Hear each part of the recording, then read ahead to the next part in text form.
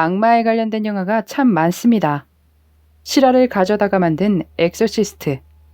이 영화는 많은 시리즈들이 있는 영화로 엑소시스트 1, 엑소시스트 2, 엑소시스트 3, 엑소시스트 더 비기닝 등이 있으며 그 밖에도 오멘, 미드 슈퍼내추럴 등등 정말 다양한 악마 관련 영상들이 있습니다. 한 번에 물리칠 수 없을 정도로 강력한 악마가 있을 것이고 수많은 종류의 악마들이 있을 것입니다. 오늘 이야기는 다른 사람으로부터 악마를 옮겨받은 남성의 이야기입니다.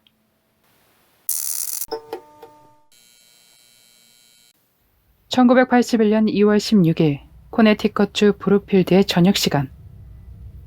앨런 보노라는 사람이 병원에 실려갔지만 그곳에서 사망하고 말았습니다. 그전에는 이런 류의 사건이 없었기에 지역의 명성은 깨지고 말았습니다. 범인은 19살의 아르네 샤이엔 존슨으로 그는 현장에서 2마일 떨어진 곳에서 체포됐습니다. 존슨은 1년 전에 여자친구 데비의 집으로 이사가 함께 살고 있었습니다. 그가 어떻게 여자친구의 집에서 함께 들어가 살게 됐느냐 하면 여자친구의 부탁 때문이었습니다. 당시 데비의 집에 좀 이상한 일들이 일어나고 있었습니다. 데비의 말에 따르면 자신의 어린 형제 데이비드가 악마로부터 괴롭힘을 당하고 있다고 했습니다. 크고 검은 눈을 가진 남자고요. 생긴 게 꼭 동물처럼 생겼어요. 이빨은 삐죽삐죽하고 귀도 뾰족했고 뿔도 있었고요. 게다가 발은 발굽이었어요. 데이비드를 찾아온 동물 형상의 남자는 그에게 조심하라는 경고를 해주었습니다. 영화 본 거 아니야? 라고 생각하실지도 모르지만 당시 데이비드는 그런 공포 영화를 즐겨본다거나 하는 아이는 아니었습니다. 게다가 전에는 없었던 일들이기에 집안 사람들의 걱정은 이만저만이 아니었습니다. 그래서 데비가 남자친구 아르네 샤이엔 존슨에게 데이비드를 좀 진정시킬 수 있도록 잠시간 함께 해달라고 부탁을 했던 것입니다. 하지만 집안 분위기를 환기하고자 했던 그들의 노력에도 불구하고 데이비드의 상태는 점차 심각해져 갔습니다. 동물 형상의 야수 같은 남자에 대한 꿈은 지속적으로 훨씬 더 많이 늘어났고 데이비드의 몸에선 알 수 없는 긁힌 듯한 자국과 멍들이 나타났습니다. 모두 잠든 사이에 생긴 듯 했습니다. 그뿐만이 아니라 집안의 다락에서도 이상한 소리들이 들려왔지만 원인을 알 수가 없었습니다. 어느 날 데이비드에게 이 야수가 체크셔츠에 청바지를 입고 흰 수염을 기른 노인으로 나타날 것이라고 경고를 했는데 그 뒤로 데이비드가 깨어있는 순간에도 그 야수가 보이기 시작했습니다. 지친 가족들은 도움을 요청하기로 합니다. 가족들은 교회에 찾아가 자신들이 겪고 있는 일들을 상담을 했고 사제의 한 명이 찾아와 집에 축복을 내렸습니다. 그런데 안타깝게도 이것은 야수의 화만을 더 돋굴 뿐이었습니다.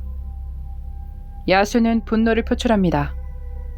다락방에서 나던 소리는 더더욱 커져갔고 데이비드의 꿈과 그리고 환영들은 심각해져만 갔습니다.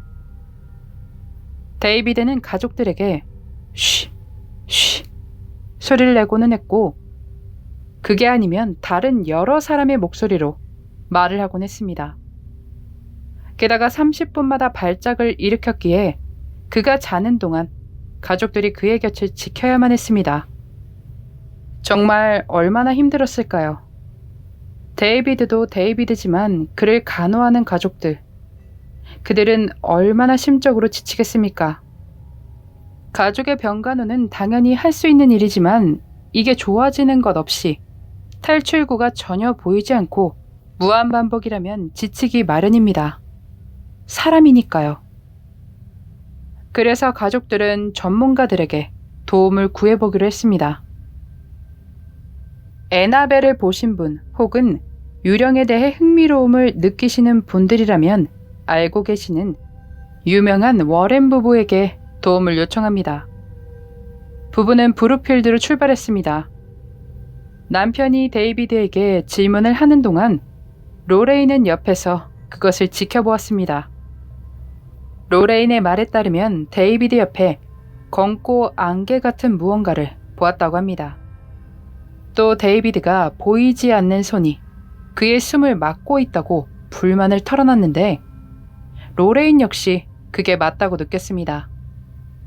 부부는 데이비드에게 무언가 있다는 것에 확신이 들었고 의식을 치르기로 합니다.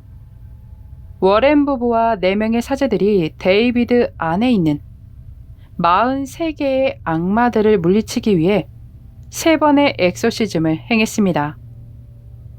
이 의식은 4번이라고 하는 곳도 있습니다. 의식 중에 아르네 샤이엔 존스는 정말 어리석은 행동을 합니다. 아마 자신은 이겨낼 수 있을 것이라는 판단에 그런 게 아니었을까 싶습니다만 그는 악마들을 조롱했습니다. 악마들이 겁을 먹고 자신의 몸에는 들어가려 하지 않는다고 말했습니다. 동생같이 생각하고 사랑하는 여자의 가족인 데이비드가 고통스러워하자 무언가 자신이 할 게 없을까 싶어서 순간적으로 벌였던 일일 듯 합니다. 그의 행동을 보고 워렌 부부는 사람들에게 존슨을 계속 감시하는 것이 좋겠다고 제안했습니다. 엑소시즘이 끝나고 모든 것이 평화로워진 듯 제자리를 찾아가는 느낌이었습니다. 데이비드의 가족들은 그를 병원에 데려가 상담을 받게 했습니다. 그는 잠자는 것을 조금 두려워하는 것만 빼면 또래의 아이들과 같다는 진단을 받습니다. 이제 다 괜찮아졌다는 판단에 데비와 존슨은 함께 아파트를 빌려 따로 나와서 살기 시작했습니다. 그 아파트는 앨런 버너가 집 주인으로 있던 아파트였습니다. 존슨은 어느 순간부터 전과는 다른 행동들을 보입니다. 전에는 정말 착하고 얌전한 그런 사람이었습니다.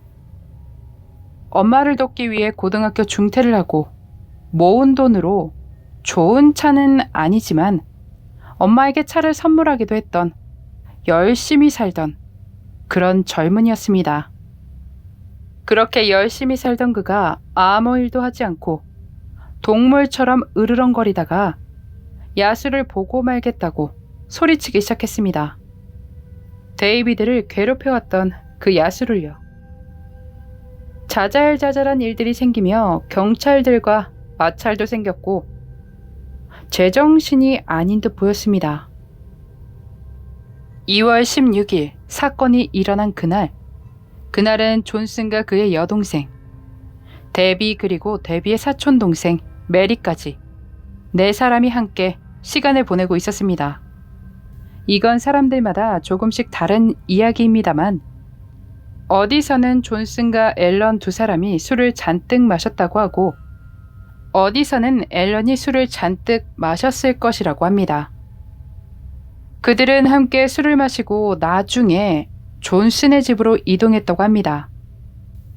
여튼 2사람은 말다툼을 벌이기 시작했고 상황에 겁먹은 데비는 어린 동생과 사촌의 방에서 내보내려 했습니다만 앨런이 메리를 붙잡고 놓아주지 않았습니다. 그때 존슨이 작은 도구를 꺼내 휘두른 뒤에 현장에서 도망쳤습니다. 존슨의 변호사는 영국에서 악마가 들려 벌어졌다는 2건의 사건을 인용하며 주장을 펼쳤지만 법정에서는 과학적인 증명들 혹은 설명을 요구했습니다. 존슨의 사건은 악마에 의해 이루어졌다는 것을 처음으로 주장한 최초의 사건이었습니다. 변호인 측이 주장하는 악마가 들려서 그렇다 라는 이유로는 무죄를 주장하기엔 아주 무리가 있었죠. 변호인은 그게 안 먹히다 보니까 자기 방어를 주장했습니다만 그건 역시 그다지 성공적인 변론은 되지 못했습니다. 1981년 11월 24일 1급으로 유죄 판결이 내려집니다. 10년에서 20년형을 선고받았지만 그는 모범수로 있으며 5년을 살고 석방됐습니다. 출소한 존슨은 데뷔와 결혼식을 올리고 지금도 별다른 일 없이 함께하고 있다고 합니다. 동생을 구한 존슨을 계속해서 기다려왔었나 봅니다. 여러 사건들을 접합니다만 이렇게 드문드문 정말 특이한 케이스의 사건들이 종종 있네요. 존슨이 점점 변하기 시작했을 때 치료를 받기 시작했었더라면 결과가 조금은 달라졌을까 하는 그런 생각도 듭니다. 여자친구의 동생에게 들어간 악마가 자신의 몸에 옮겨붙어 무서운 일을 벌이게 만들었다는 그날의 미스터리, 아르네 샤이엔 존슨의 사건이었습니다.